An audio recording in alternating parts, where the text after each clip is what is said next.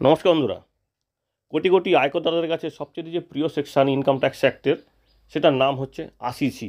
কারণ এই 80C ধারা এমন একটি ধারা যেখানটায় আপনি সেভিংস করে বা যেই ধারার অন্তর্গত বিভিন্ন সুবিধাগুলোতে আপনি সুবিধা নিয়ে আপনার ট্যাক্স প্রদান যে পরিমাণ সেটাকে কমাতে পারবেন। কারণ এখানটায় আপনি সেভিংস করে 1.5 লক্ষ টাকা পর্যন্ত বাঁচাতে পারবেন ট্যাক্সের।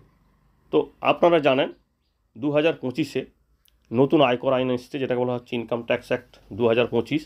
তো সেই ইনকাম ট্যাক্স অ্যাক্টে বা নতুন যে আয়কর আইনে এই 80C ধারাটাকে কিন্তু অবলুপ্ত করে দেওয়া হয়েছে। তাহলে কি তার সুবিধাটা কী হয়েছে? কারণ 80Cতে যে সুবিধা পাওয়া যাবে সেটা তাহলে নতুন আয়কর আইনে পাওয়া যাবে না। তো সেই বিষয়টি আজকে আলোচনা করব, এবং এই নতুন যে সেকশানটি তৈরি করেছে 80Cর বদলে, সেখানটায় আর নতুন কী কী সেভিংস যুক্ত করা হয়েছে বা কী কী নতুন পরিবর্তন করা হয়েছে। 80C ধারাটি এই কারণেই গুরুত্বপূর্ণ, কারণ এখানটায় আপনি পিএফ থেকে শুরু করে এলআইসি, সুকন্যা সমৃদ্ধি যোজনা, এইরকম বিভিন্ন ধরনের সেভিংস করতে পারবেন, সে সাধারণ নাগরিক হোক বা আনডিভাইডেড হিন্দু ফ্যামিলি হোক। তো সেক্ষেত্রে 1.5 লক্ষ টাকারও ট্যাক্স ছাড়টি পাওয়া যাবে।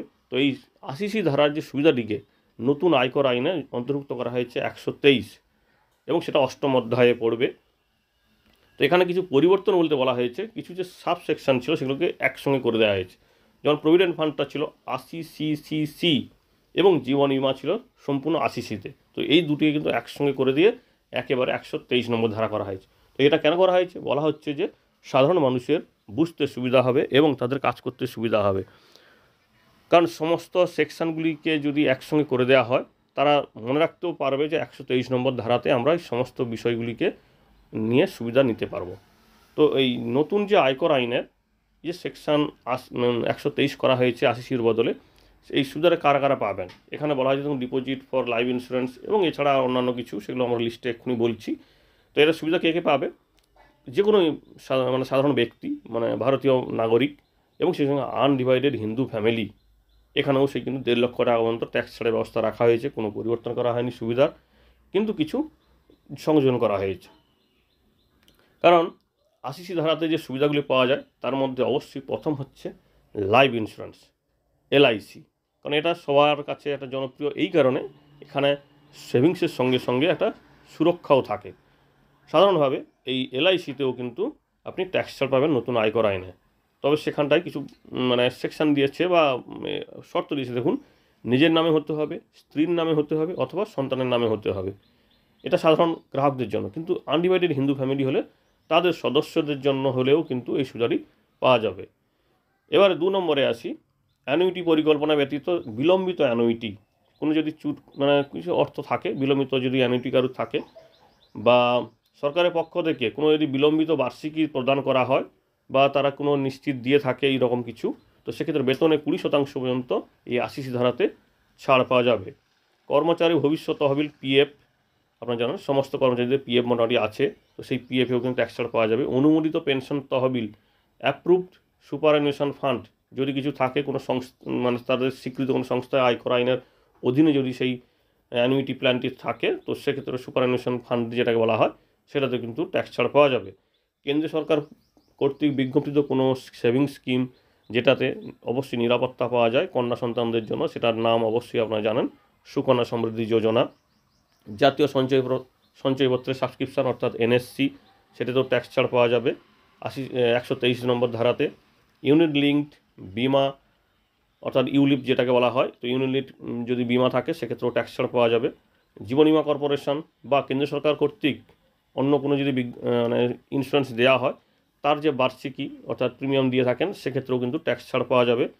ইউনিট লিঙ্কড সেভিংস স্কিম অর্থাৎ ইএলএসএস মিউচুয়াল ফান্ডের যে ট্যাক্স সেভার ফান্ডগুলি আছে, সেখানটাও সেভিংস একটা টাকা জমা করলে সেটাও কিন্তু ট্যাক্স ছাড় পাওয়া যাবে। এটাও সেই সন্তানের নামে, নিজের নামে বা স্ত্রীর নামে, আর আনডিভাইডেড হিন্দু ফ্যামিলি হলে তাদের সদস্যদের নামে এখানটায় আপনি সেভিংস করতে পারবেন।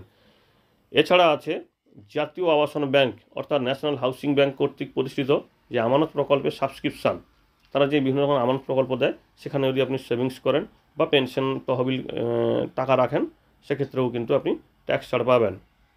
ভারতে অবস্থিত যে কোনো বিশ্ববিদ্যালয়, কলেজ, স্কুল বা অন্যান্য শিক্ষা প্রতিষ্ঠানে যদি কোনো টিউশন ফি দিয়ে থাকেন, সেটাতেও কিন্তু আপনি এই ট্যাক্স ছাড় পাবেন দুইজন সন্তানের জন্য। তো উন্নয়ন ফি এবং অনুদান বা অনুরূপ আর্থিক প্রদান কিন্তু এখানে কোনো ট্যাক্স ছাড় পাওয়া যাবে না। অর্থাৎ আপনি অন্য কোনোভাবে দান করেছেন স্কুলে বা কলেজে, সেক্ষেত্রে সেটা কিন্তু কোনো ট্যাক্স ছাড়া হবে না, শুধুমাত্র টিউশন ফিটাই ট্যাক্স ছাড়া হবে।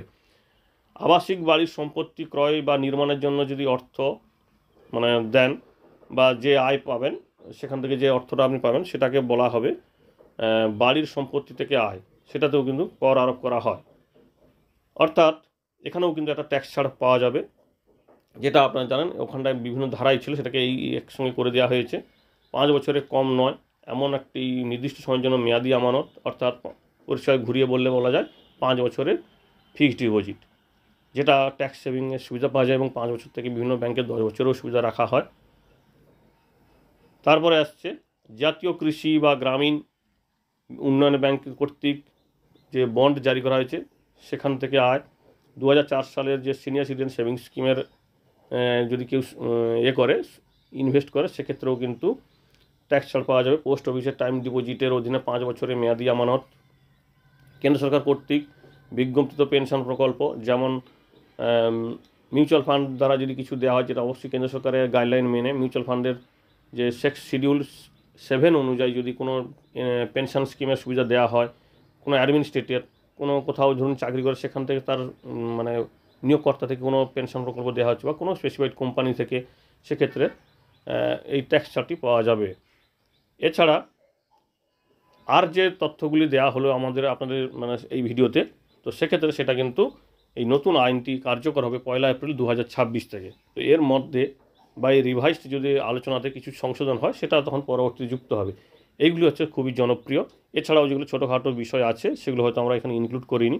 মোটামুটি এইগুলিই কিন্তু নতুন আয়কর আইনে 123 নম্বর ধারাতে ট্যাক্স ছাড় পাওয়া যাবে 1.5 লক্ষ টাকা পর্যন্ত, যেটা পুরনো আয়কর আইনে 80C ছিল। আশা করি তথ্যটি আপনাদের কাজে লাগবে। তো মোটামুটি যেগুলোতে সাধারণ মানুষ সেভিংসের অপশান নিয়ে থাকে, LIC, PPF, PF, NSC, Sukanya Samriddhi Yojana বা পেনশন তহবিল, সবগুলোতে কিন্তু ট্যাক্স ছাড় রাখা হয়েছে। এছাড়া নতুন কিছু ইনক্লুড করা হয়েছে। মোটামুটি একই প্রায় রাখা হয়েছে, তবে কিছু সেকশনকে একসঙ্গে করে দেওয়া হয়েছে। ধন্যবাদ।